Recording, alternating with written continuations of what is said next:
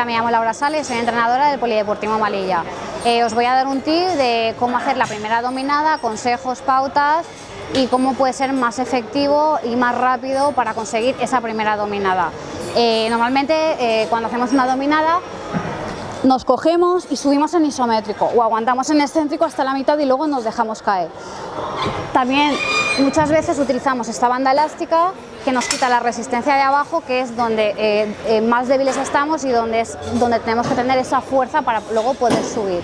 Lo que os aconsejo es que para hacer la primera dominada subamos, ¿vale? Bajemos despacio, aguantemos en excéntrico hasta descender abajo del todo sin dejarnos caer.